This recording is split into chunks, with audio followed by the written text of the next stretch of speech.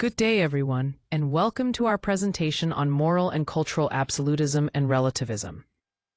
Today, we'll explore the fascinating balance between ethics and culture, much like the image you see here, a scale weighing the earth against a stack of money. This sets the stage for our discussion on how different cultures perceive morality and how these perspectives shape our understanding of right and wrong. I'm excited to take you through this insightful journey into ethical perspectives across cultures. Let's dive in. Let's begin by understanding what moral frameworks are. Essentially, they are systems we use to determine what is right and wrong. In this presentation, we'll explore two major types, absolutism and relativism. We'll also look at how these frameworks vary across different cultures, helping us see how moral judgments can differ depending on cultural contexts. The image here of the statue of Zeno of Citium, a notable philosopher, reminds us of the long history and deep roots of ethical thinking in human societies. Moral absolutism is the idea that certain moral principles are universally valid. This means they apply to everyone, no matter their culture or the situation they are in. These principles are considered unchanging truths. They don't shift based on personal beliefs or different contexts. To give you a practical example, an absolutist claim might be that lying is always wrong, regardless of the circumstances surrounding it. The image of the gavel here reminds us of justice and authority, emphasizing the firm, unwavering nature of these moral rules. Now let's explore the concept of moral relativism. This idea tells us that what's considered right or wrong isn't universal but depends heavily on cultural, societal, or even individual contexts. For instance, a behavior that one culture views as respectful might be interpreted quite differently somewhere else. This shows how our moral judgments can vary significantly depending on where we are or who we're with, highlighting the importance of understanding these differences before making moral evaluations. Let's begin by defining cultural absolutism. Essentially, it's the idea that one culture's moral standards should be applied universally, across all societies. This perspective treats a single cultural viewpoint as the ultimate authority on ethical behavior worldwide. Now, looking at the implications of this approach, applying one culture's norms to everyone can cause significant conflicts and misunderstandings between different societies. It risks eroding cultural diversity by not respecting local traditions and values, which are essential to each community's identity. So, while cultural absolutism aims for a universal moral framework, it often overlooks the richness and complexity of cultural differences. On this slide, we're focusing on understanding cultural relativism through three key ideas. First, context sensitivity highlights that moral codes differ across cultures, and it's important to interpret these codes within their own cultural framework rather than imposing external standards.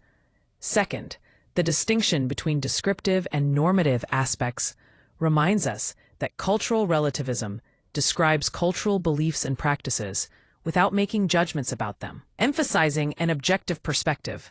Lastly, respect for diversity is a crucial outcome of cultural relativism. It encourages us to appreciate and tolerate various cultural practices, even if they differ from our own.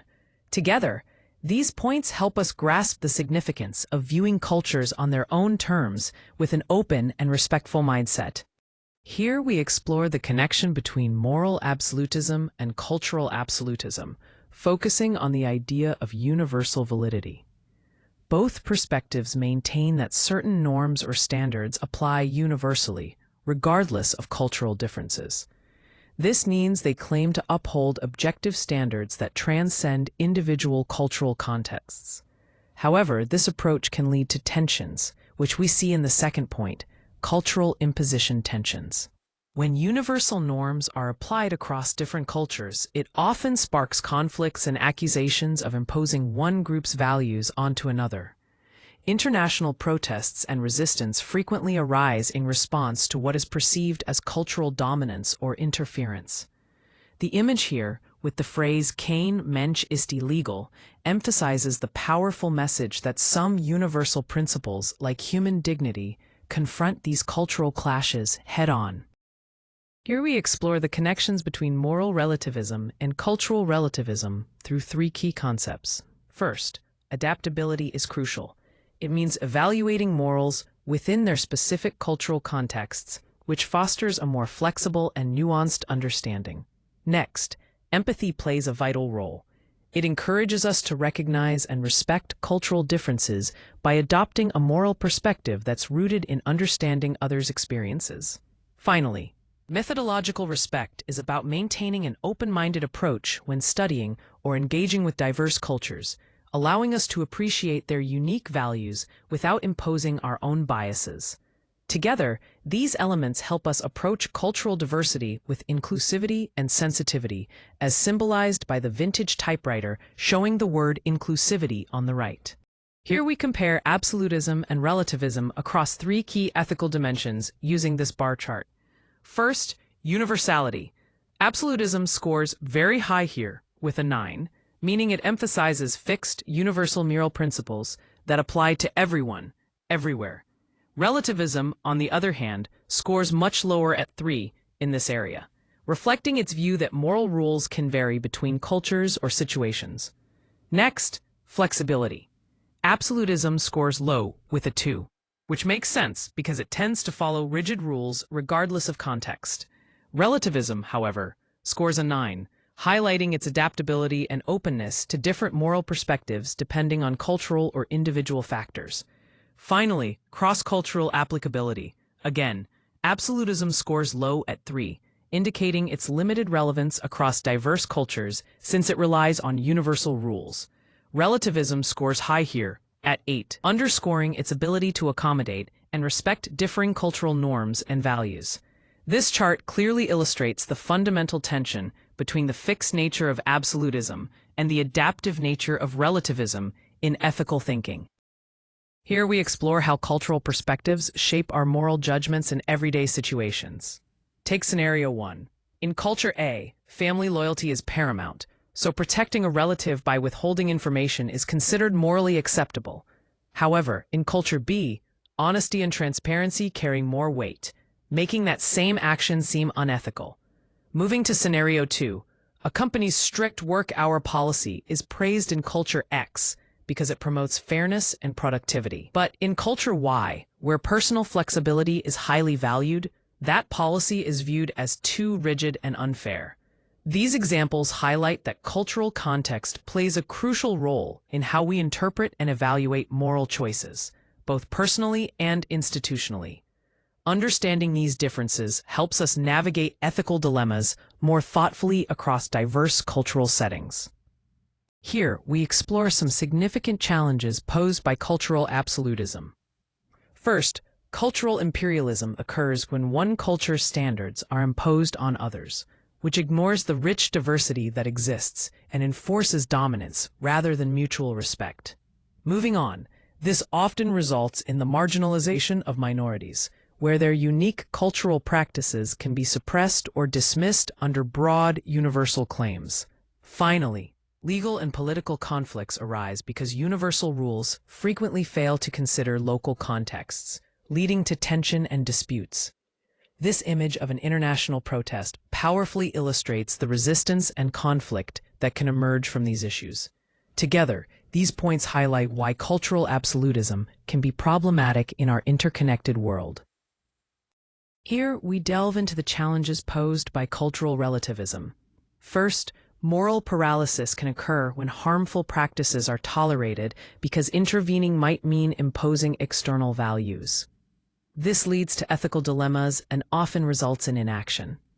Next, cross-cultural disputes arise as resolving conflicts becomes complicated due to differing moral standards and perspectives. Finally, the limits of universal advocacy become clear when cultural norms clash with global human rights frameworks, making it difficult to uphold universal rights without disregarding cultural uniqueness. The image of teamwork reminds us that navigating these challenges requires collaboration and thoughtful dialogue. Here we see a comparison of public support for absolutist versus relativist responses across two different cases. In the first case, a legal ban on a cultural practice the majority, 75%, favor an absolutist approach, which implies a firm, non-negotiable stance on the issue. Only 25% support a relativist perspective here. In contrast, the second case, involving an international human rights intervention, shows a different pattern. Here, 65% of the public lean towards a relativist response, which suggests more flexibility and consideration of cultural context, while 35% prefer absolutism. This contrast highlights how public opinion can vary significantly depending on the situation and how these two philosophical approaches are applied in real-world scenarios. Here we focus on how to balance universal moral principles with the rich diversity of cultural perspectives. First, fostering an inclusive dialogue is essential. This means encouraging open conversations where different cultural views are respected, yet everyone works toward finding common ethical ground. Next, adaptable norms are crucial. We need moral standards flexible enough to embrace cultural differences without losing the core values that guide us all. Finally, rights safeguards play a vital role. It's about implementing protections that ensure individual rights are upheld no matter the cultural context. Altogether, these approaches help create a framework where universal morality and cultural diversity coexist harmoniously. To wrap up, let's look at 3 key points that summarize our discussion. First, relationship mapping helps us understand how moral absolutism and relativism correspond closely with cultural absolutism and relativism, forming the foundation of key ethical frameworks. Next, central tensions arise from the clash between universal moral principles and the unique cultural contexts in which they are applied. This highlights the complexities inherent in ethical decision-making. Finally, practical approaches to ethics, policy, and engagement require us to balance respect for universal values with sensitivity to cultural diversity, ensuring that our actions are both principled and contextually appropriate. The image here of Lady Justice reminds us of the ongoing challenge to uphold fairness and equity in a diverse world.